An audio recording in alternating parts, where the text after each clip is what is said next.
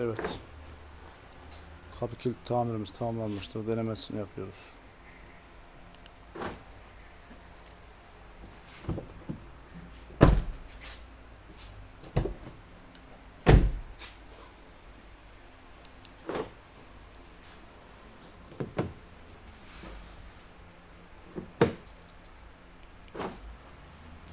İşlem başarılı. Herkese hayırlı akşamlar arkadaşlar.